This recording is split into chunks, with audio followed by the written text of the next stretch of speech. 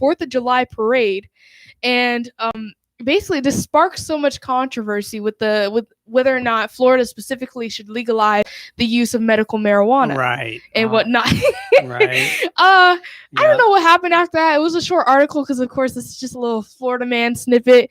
But I found a Reddit post about this after reading the article, and there was a comment that just made me laugh, and it said, "I guess Snoop loves Tampa."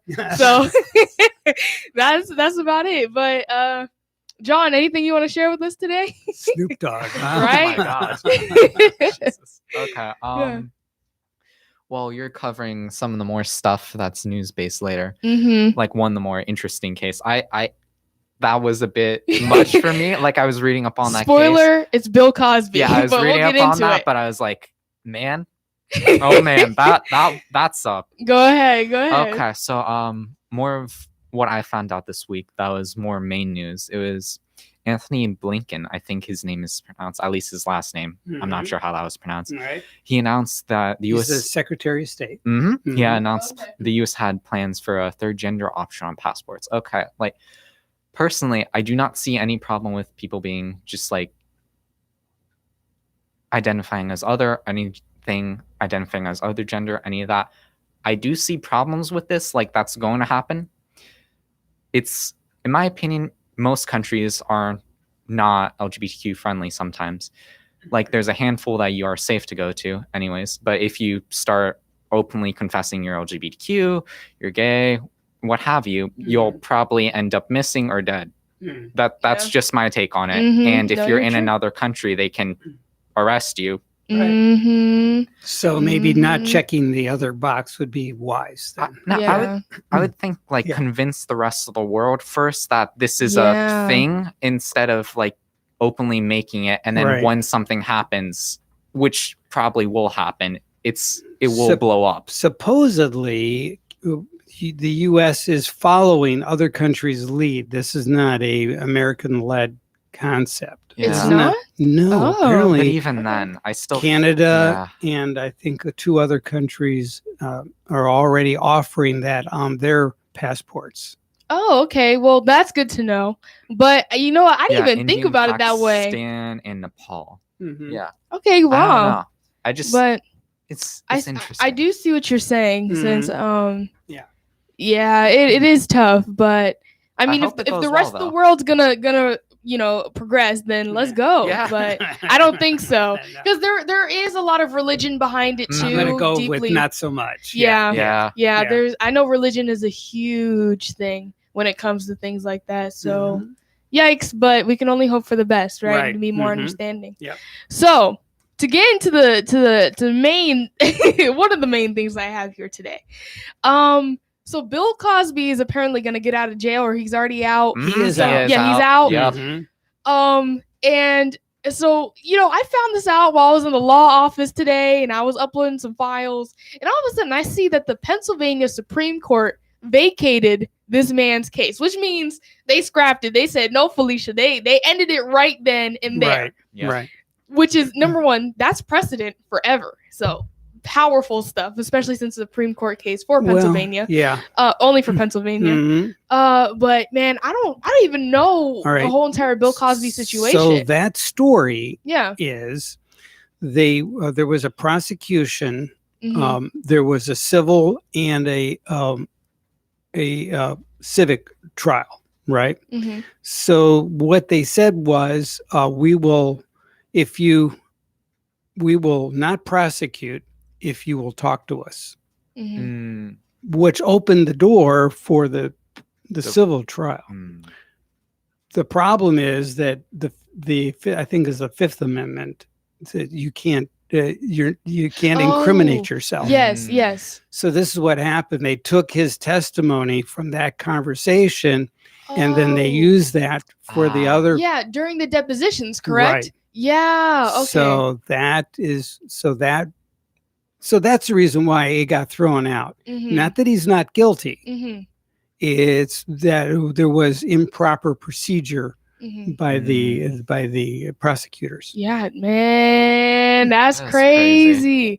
Because you know what? I know there was like sexual assault allegations against him, and then that's why there was all that stuff. But something. the only thing I knew about him was that he had a show on Nick Jr. called Little Bill. That's it. What?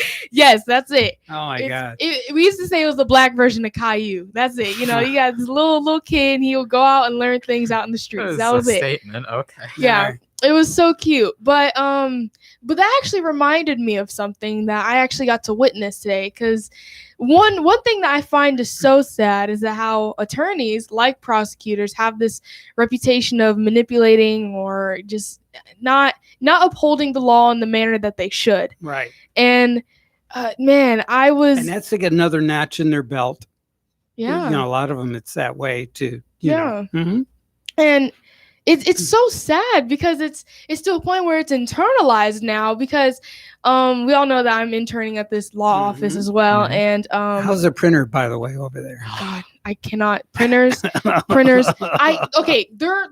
really quick. Yes. They are advanced technology, right? But at the same time, ancient in nature. It does not make sense. Okay, I've had more than 25 paper jams today, and I get so embarrassed. So the printers, when you're feeding it to the scan copier, do not like staples. Is that what you're trying to tell me? Yes, but like I feel so embarrassed because it's loud too. Because like,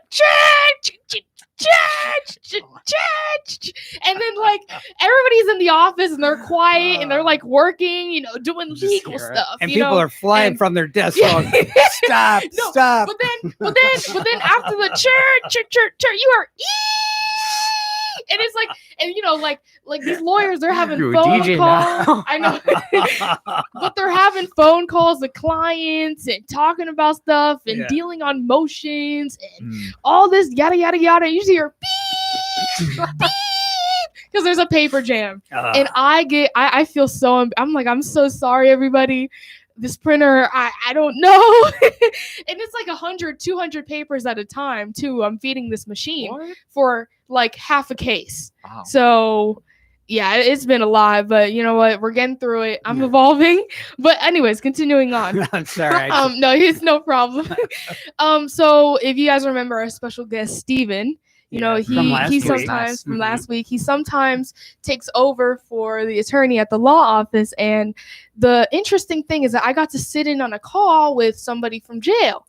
And they were in jail because of a battery toucher strike charge. And on this call, Steven was listing out the options. It's like, hey, if you plead guilty, you know, I don't see you facing jail time. You'll probably get probation. But he's like, but that's up to you because we can also not plead guilty and take this to trial. And so he was like laying out all the options as one should. And this man was simply just like, I want to plead guilty. I just want to get as out of here as possible. I have a business. I want to see my kids. I want to move on with my life and basically kind of start over, even though he knew that he wasn't guilty. This is what he was saying. Number one, first lesson here. Never plead guilty if you know that you're not guilty because it will come back to bite you. It will. Mm-hmm. Yes. You should at least try to fight the good, long, and hard fight. Please. Yeah. Don't ever. Better up front than later. Yeah. Because to try to unravel that string is impossible. And it's gonna be on your record forever. I mean, you can't explain to an employer like, hey man, I wasn't actually guilty for this. I just pled nah. Make it go away. Yeah. They look at you. Right. It's gonna look exactly. Yeah. It's gonna look. So I was just sitting there. I was like, yikes! Like, don't do that. That's, oh man. But you know, you can't really say like if it's his choice, it's his choice. Right. But the saddest thing that broke me on the inside was the fact that this man was like, look, please don't just dismiss my case. Please. I mean, I have money. Like, once I get out of here, if you just get me out of here, I can pay you money. I can pay you well. I'll take care of you guys. I just don't want this thing to be a case where I just plead guilty and my case gets thrown aside. And like, obviously, this law office I'm working at, like, you guys saw how Steven it. Like, we take it seriously. It's good. Right. You know, like we don't treat our cases like that at all. Right. But the fact that he felt like he needed to say that, not because of something that we were doing, but because of the notion and the standard it's like, that is so tough, and it shouldn't be that way. And even after the call, and this man was nice. He even talked to me. He was like, I don't know your name, but I hope you have a good day. And I was like, oh man, that's so tough. And I was talking to Steve. I was like, Steven, man, it shouldn't be like that at all. But things like this with Bill Cosby, whether or not he's guilty or not, we still need to uphold the Constitution, the rule of law. And oh man, that is so sad. That was so sad. And I never thought I'd actually see that in real life. Yeah. Okay. But the beeping red light. Yeah, I mean, but so let's get into one of my other. We have a caller. Light. Okay, good eye, John. Good eye. I'm not just talking about some action. No, you're good. You're on the air. Hello. Hello, this is John from Stewart. Hey, hi. How are you?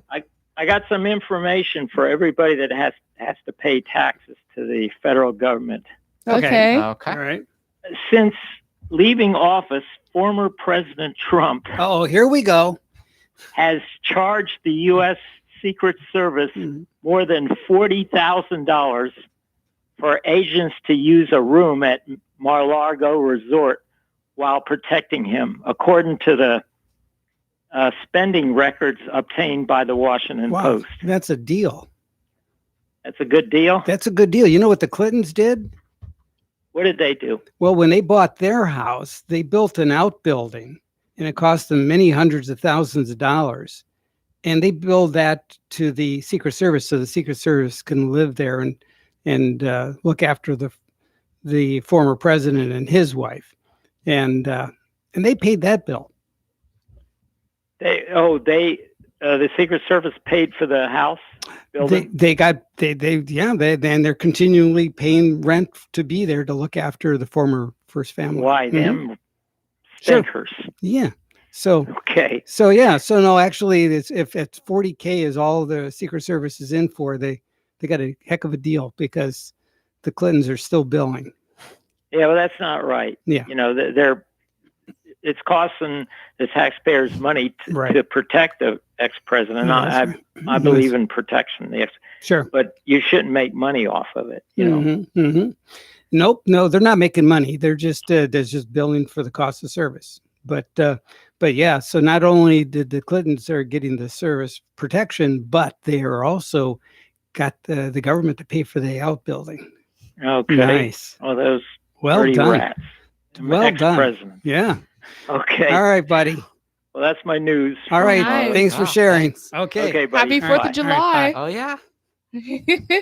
All right. So, I can't go without asking a question. Yeah. But how do you guys feel about time in general? Well, it's pretty linear. Right? Yeah. It doesn't flow or anything like that. Yeah. It's definitely not infinite. Well, it is, but not for the human life or the human lifespan or nature in general, right? So then how do you guys feel about time and technology, specifically phones, computers, TVs, social media, added on top of that concept? John. Okay. I'm going to take it my way personally. Mm-hmm. I feel like phones are versatile along with any of the internets that you mentioned. If you use it right, you can learn pretty much almost anything as long as it's not some obscure subject or something or covered up or what have you. Mm-hmm. I'm personally trying to get away from games so I can do more studying. Nice. I'm doing got that IB work. Yeah. Oh God. Don't worry, I've been procrastinating too. Oh God. Don't worry. Well, for me, at least for quarantine, I can feel it feels way slower because during since I was an online student, I didn't have to go in during the day, take a 30-minute commute to the school, go through the day, sit in a class, have a teacher in front of me, have my classmates around me, even if they're wearing masks and spaced out. So I don't have any of that sense of schedule, 7 periods a day. You do this, it's lunchtime, right? And you drive back home. I just was at home and I was on the computer just I click the Zoom. Hell, if I want to, I can take a shower during lunch break. And I did. It was fun. Nice. Yeah, just things like that. And it was wait, I can do all this at once. And then I felt it time as you have it, kind of get what is this? It's slow, but I've known it can be faster, if that makes sense. It feels to me if you're a child, and then now you multiply that by 2, and that's like the time you feel now. If that makes sense. Okay, no, it does. So, but overall, your view with time and technology is rather positive, right? Is it? If you use it right, yes. Okay, well, yeah, if you use it right. As long as you're not. But from what you, as long as you don't go crazy with like live streams and stuff. Yeah, I know what you're alluding to, but from what you just shared, I do like it though. Exactly. From what you just shared, you're a dedicated IB student. You showed up to class on time.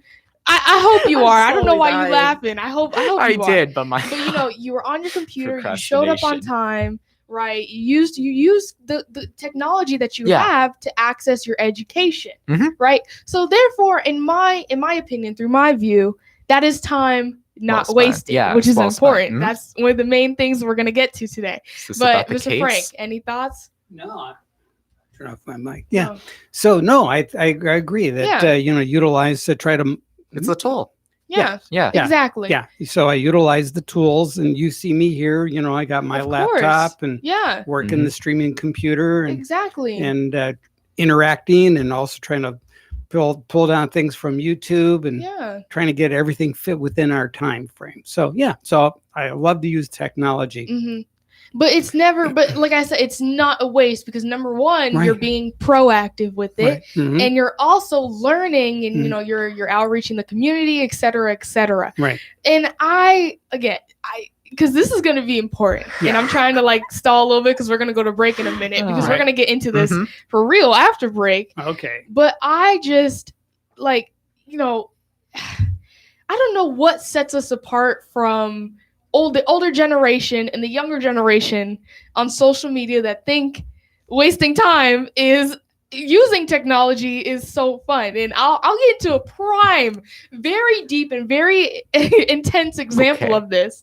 But do you want to say something? Okay, really quick. Yeah, okay, go ahead. This is my more opinion on that. The reason why I was more apprehensive about games. Yeah, go ahead. If it's a good game, like truly a good game, it can change you. Maybe like Undertale, Resident Evil, or something. Yeah, go for it. Games are good. But I've learned this from experience. If it's a mobile brawler, do not play it. You get addicted. Do not play it. No, mobile games, look, man, those action-packed, those intense, those deep games that are so story-driven. But it's all... I don't stop for the stories or the theories. Well, I'm a theory person. I will analyze. I will look into the foreshadowing, the design, the development. If it's a good game, then yeah. Yeah, but sometimes it's just in that sense too, you're also contributing to yourself because you're figuring out what you like. Yeah, but at the same time, sometimes I feel like you can feel like, oh my god, I'm wasting time. Like this is so addicting, but I don't know. I don't know. But I feel like as long as you're in the moment and if you're enjoying yourself, you taking a break because we are IB kids, and kids, everybody else has a different life. Sometimes they need that type of break. You know what I'm saying? So, but we're gonna go to break, and when we come back, we're gonna get into this segment because I have been thinking about it for so long now, and I just need to get it off my chest. So stay tuned. Time should not be wasted. And now, hey Rocky, watch me pull a rabbit out of my hat. Again? Nothing up my sleeve. Presto! Wrong hat. I take a 7.5. Now here's something we hope you'll really like.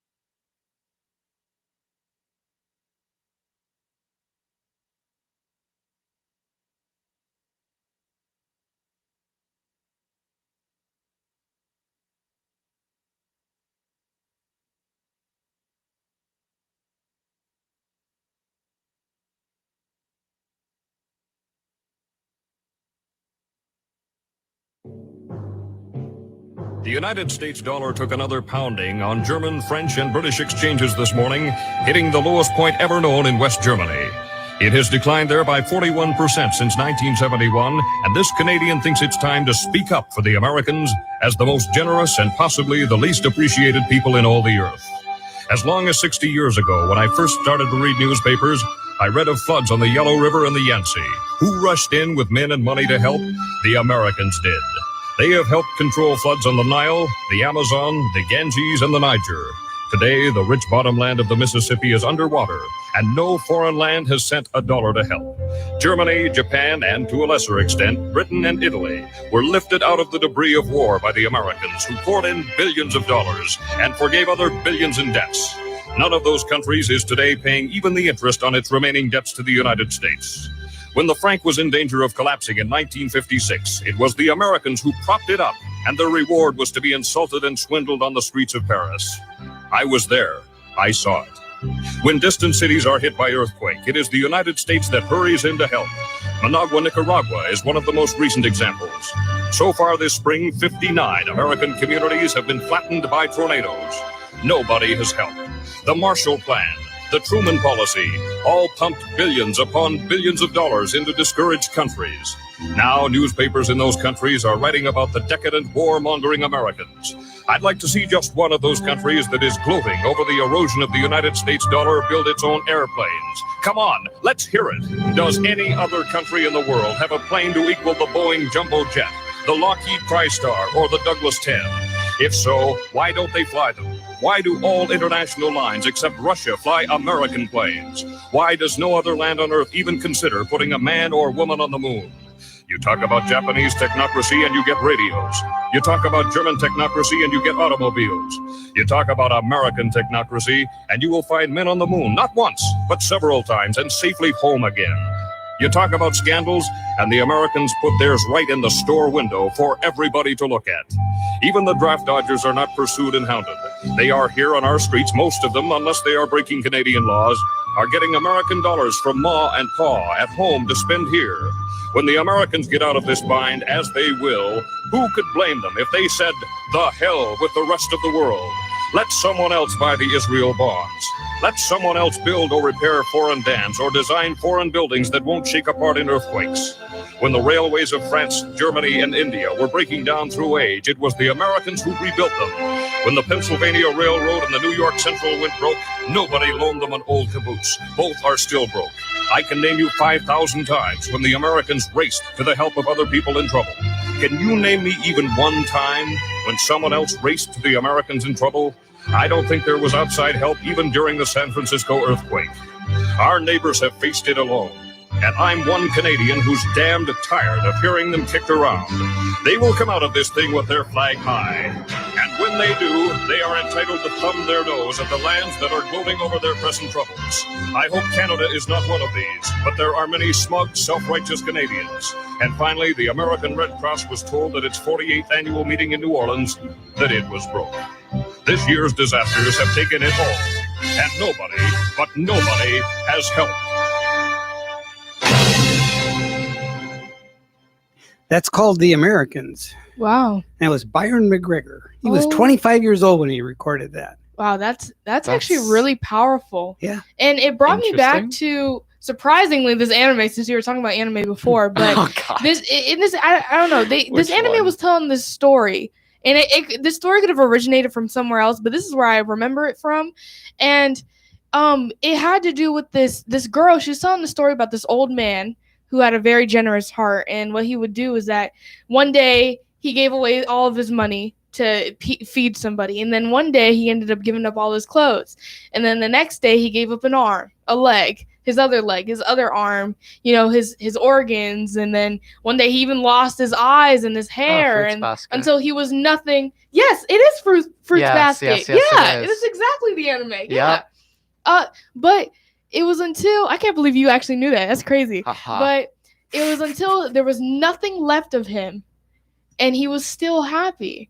And I don't know, that just reminded me, because this man never got anything back ever. No. And at the end, he was left to rot. At the end, he was lost in a forest or something, and the monster, like, he was blind in the first, since he lost his eyes to a girl that couldn't see or something. Mm-hmm. And then the monsters were like, oh, give me an arm or something. And then it kept doing that. And at the end, he was only a head.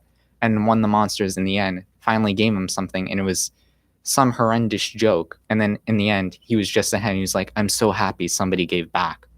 Yeah, but I mean, it wasn't. I don't know. It wasn't even like at the same merit that he gave out, and that just it's wow. Like a piece of paper, I think. Yeah, the parallel. Mm-hmm. I mean, well, it's different, but like same message. That's wow. Thank you. No, but like, thank you. I'm kind of speechless. Right. Thank you. Patriotic time is time to kind of, there's been a lot of complaining going on. Yeah. And fine. Mm-hmm. But there's a lot of good going on. Yeah. And I think we need to acknowledge that too. Of course. Yeah. Thank you. Really. Yeah. Mm-hmm. All right. But time to get back. Okay. So we can definitely say that this generation is addicted to technology, right? So I'm gonna be honest, John. I don't know how long you're on your phone, but here I have my receipts here. I don't know if you can see it on YouTube. Screen time. Okay, my daily average is 14 hours and 42 minutes on my phone, but it's not during the day. It's not during the day. You can see. I have my proof. If you see my most active hours, it's from 12 a.m. to 6 a.m. Okay? Here's my proof. How? Okay, I told you I have insomnia. This is my proof. Okay? I'm always on my phone. I cannot pull up my screen time. God. I'm actually fairly close to you. Really? Jesus. What? Expose yourself, because this is important. Okay. Almost 13 hours. Okay, almost 58 14. minutes. No, almost. My but God. okay, but like as you can tell, it's not. No, I usually play like stuff at sleep. Yeah, to sleep. Oh to my sleep, God. to sleep, right? Yeah. But, okay. But whatever. You're just like. But like, I pride myself in the fact that I don't use social media. I don't tweet. I don't go on Instagram. I don't have Instagram. I don't go on TikTok. The only thing I use is YouTube to like listen to stuff when I do work and to like meditate. Hence why at night I'm so active, because I'm always on YouTube listening to things or whatnot, and I'm doing work and et cetera, et cetera. So I think that, and I say this because these platforms, when you don't use them in the right way, which is what we were talking about, they have infiltrated our society, and they have like mutated into something toxic that makes it a waste of time and takes you off of your purpose, whether you know your purpose or not. So we're going to flip things around today and say, is it worth the hours of a day when you should be focusing on your path to invest time into your phone and social media, knowing that the time spent will come back to you? Is it worth it? You think so? Yes? What's that? So no, I mean, so yeah, if you're purpose built and you're using devices to fulfill those purposes, great. So like for example, sorry to cut you off, like cryptocurrency, people make YouTube videos and they like build communities, and whether you believe in crypto or not, but I mean they have a platform and a presence online where they're making profit. So that time spent into social media and whatnot is giving back to them, right? So this makes sense, right? Right. Easy, because they're benefiting from it. Right. But in that case, once you're done doing the stuff that you got to do, that's going to give back to you, you're going to get off of social media, right? Because that's what makes sense, right? This is a little bit of common sense, right? Okay. Because we're going to get deeper. All right. So, and I say this I can because think of so many recently, examples. these past few weeks, it has come out that this YouTuber called Creepshow Art, I would never name my YouTube channel that, but Creepshow Art has been accused of posting anonymously on a forum, trash talking other content creators using transphobic, ableist, and offensive language for about 3 years now. With nearly 500,000 subscribers, so 500,000 subscribers, Creepshow Art, whose first name is Shannon, had made her a name for herself in the YouTube art commentary community, which is a major category where creators often share their analysis and opinions on the news, politics, YouTube drama, etc., etc. So on June 2nd, a moderator for this website called LawCal, I don't even why. This is like 4chan? Yeah, it's like modern? 4chan, but it's anonymous, and it's an online gossip forum where users post anonymously about other influencers, and these moderators outed the owner of an account that they claimed to belong to Shannon by verifying that it was her IP address, and we all know like your IP address is specific to you and your identity on the internet, right? So this forum, LawCal, has a set of rules where people, especially people with major social media platforms, are not allowed to post for attention or profit, or to deceptively post about themselves in the third person. If this happens, the moderators, like what happened here, are going to out you.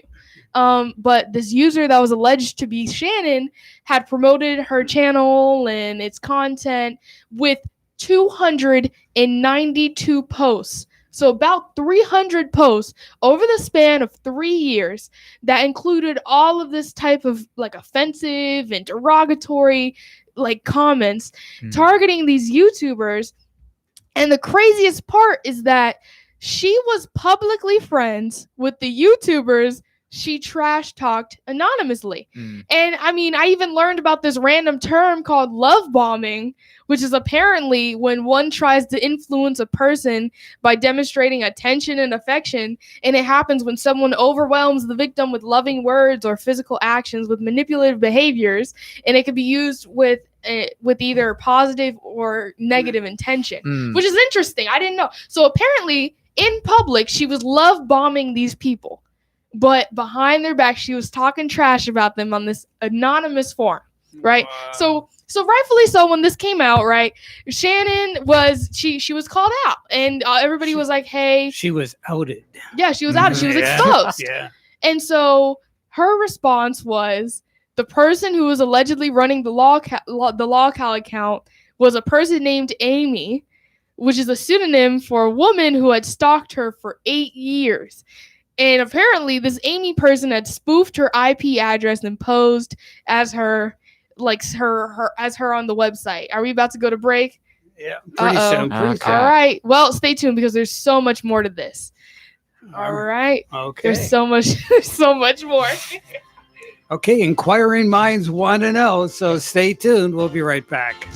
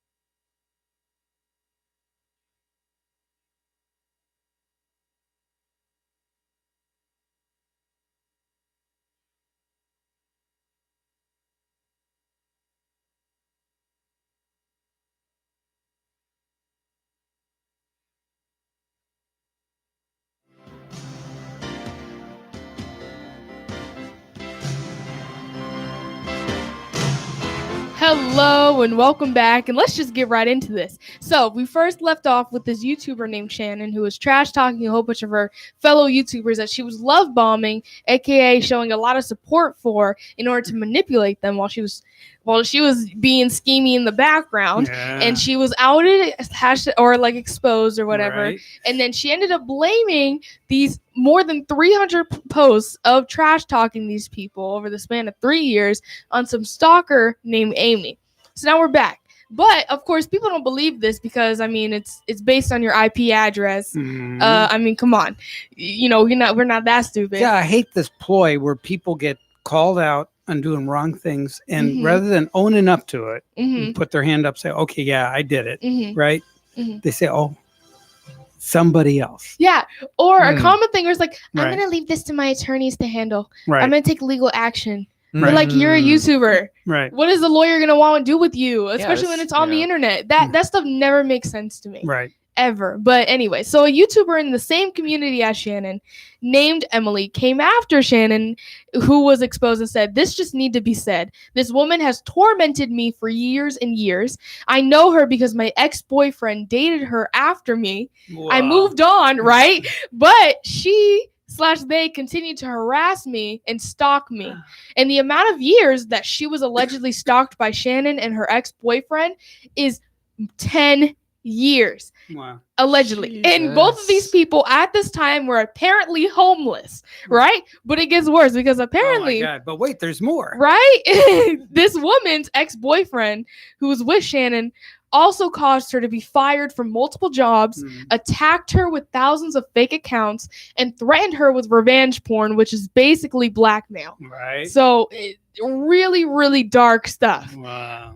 And then Emily, at the time, this YouTuber, she also was having like a drug addiction or whatever, going through. It just wasn't a good time, and they were tormenting this girl allegedly, right? But I believe it. So, but here's the thing: everybody's like, okay, Shannon is this, you know, oh my God, she's such a manipulator. How could she be one way but then act the other? But here's the thing, right? She is this mastermind manipulator, and she portrayed herself online to be this righteous person, but then she'd call people out for the same behaviors that she demonstrated in her behind closed doors. And firstly, people are never what they seem. Let's be honest, right? One day, your closest best friend could stab you in the back, and then the next, a stranger who you don't even know could save your life. You know, this is just how people are, right? And sometimes we just gotta work around life. But the craziest thing that we're gonna go back to is the amount of time wasted, and that's what makes me so upset. Is that these are grown adults. These people are like in their 30s. Hours that they spent, right? It's all negative energy, right? And here's nothing the biggest productive thing comes out of that, right? And like and this is allegedly 10 years, but I mean, this woman had receipts too. So she made a 2-hour-long video talking about how she was tormented by these people. Sorry, got a little choked up. And like Shannon and her boo they were homeless. They were at libraries. Wait a minute. What's a boo? Like your partner. Oh, your partner. Boo. Okay. Yeah. All right. Like my boo. I don't know. Okay. Yeah, you good. But I don't know. But like, they were homeless, and they chose to be homeless, of course. But like, because they went on video and said that they wanted to be homeless, and this was their plan. Yeah. But I mean, you're homeless. They had a tent location picked out right in downtown Los Angeles. They actually were sleeping in their car in somewhere around Los Angeles. And they were going to libraries. Doing it. And working on videos. But I was like, so you're homeless, and you're going to take the time to make thousands of fake accounts and stalk this woman, get her fired from her job, threaten her life and her security, and traumatize her for 10 years, right? And oh my goodness, and I'm just like, look, let's just be honest here, right? Both of these people, both Emily and Shannon and everybody else, could have used their time a lot more wisely. Right? Because, you know, even because I'm going to be honest, these people did not go to college, or they did not last long in college. They do not have college degrees. Okay. And that's not a bad thing, but YouTube is not going to last forever. And even if it does, YouTube is notorious for burning out and mistreating their creators. You know, if you're not a big money making YouTuber, you're most likely you're going to get pushed aside. Yesterday's news. Exactly. Right. So most don't last long, or people become stale for years, uploading videos without having like a proper business or a proper online presence and platform where they'll be supported beyond YouTube. And so these people who draw art and talk about commentary, like I said, it's not bad, but I mean, between these people, this is years of back and forth stalking, trauma on Emily's behalf, and she's expressed online. And I'm just like, I can't help but these people should have just time. Like this, I feel like none of this could have ever happened on both. Because for Emily, right, whoever was stalking her on the internet, this was all over social media, like Twitter DMs, Instagram DMs. You know, it wasn't even like emails like that. DM stands for direct message. Directed message. Okay. Or like over Snapchat, like Snapchat videos. If anything, get off the internet. Start over in life. Right. You know, that's what most people are doing. You know, I mean, I've had people, I've talked to people, I've seen stories of, you know, they're drug addicts and whatnot. And then they don't, I mean, when they want to change their life, they don't, I mean, they can start on social media, but they don't, I mean, if you're going to be harassed and stalked, why would you stay on there? You know, why don't you turn off the phone, get away from the phone, you know, focus on something else? Because if anything, if they harm you in person, you can go to the police for that. If I go to the police and say some random person on the internet is stalking me, what are they going to do? Right. What can they do? Not a thing. Nothing. Yeah. So that doesn't, this doesn't make sense to me. All this trauma that she had, I feel like could have been avoided, not to downplay it. But I mean, why would you spend so much time on the internet being scared, being worried, being threatened when you could have done just turn it off completely and start over, right? Yeah. And for Shannon, I mean, she was about to be successful with 500,000. You know, she was bringing in views. She had a dedicated fan base, but she wasted her time playing Mean Girls, and then for 10 years and then 3 years of just negative. Why? And these are adults too. It's not like they didn't know what they were doing. Yeah. So these are just children with wrinkles. Exactly.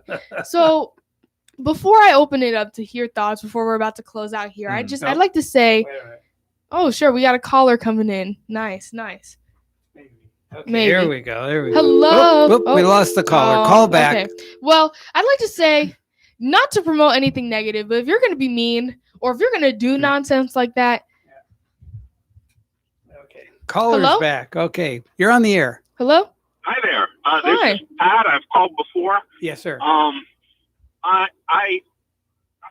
digging the whole conversation. But there's always like a fourth and fifth way to look at everything. Sure. The fourth and fifth way I'd be looking at this is maybe there's no such thing as bad publicity. So even if you're the wrong person in this, and you're getting a whole lot of this. Anything in social media or anything online is all about eyeballs and how much attention you've got coming to you as opposed to somewhere else. So the more drama you can create for yourself, that's actually good publicity. It's bad publicity, but there's no such thing as bad publicity. Right. So you're getting a lot more eyeballs coming to you. Your ratings are going up. Your following is going up, even if it may be a little bit negative. That is true. Yeah. And then there's a really cynical way to look at it. What if it's a conspiracy between two parties? Oh, man, that could be true, too. Yeah. Down this road. That's true. I don't know. I mean, cancel culture can be pretty brutal, and I've seen how these people are reacting about this whole entire situation. The tweets are pretty harsh. The YouTube videos about it are pretty harsh. This Emily person who was posting about her trauma, and she was like crying in her 2-hour long video. It is rough, but like you said, I mean, I hear you, and I do hear you, but I mean, I've lived long enough and experienced enough lying politicians in my life to realize that, you know, a little bit of making it a game show on any level, you know, we kind of eat that up as Americans. That is true. Yep. You know, I'm just simply saying, you know, I see the same things you see, and I'm online quite a bit, and I see some of these people reacting negatively or positively. I mean, I have certain channels I follow that are, you know, sailing oriented and things like that. Yeah. But even in those things, they get off the rails from time. They do. With people slamming each other, and I'm like, wow. But then I have to ask myself, like, you know, is some of this solicited? Yeah. To get more eyeballs. Well, sorry to cut you off, but no, it's okay. Good, perfect new perspective, actually. Good way to end the show, but we got to go. We got to go. I'm so sorry, but go. Good one. Yeah, as always, it is a pleasure to hear from you. Enjoy your 4th of July, okay? You as well. All right, bye. And that's all we have. See ya.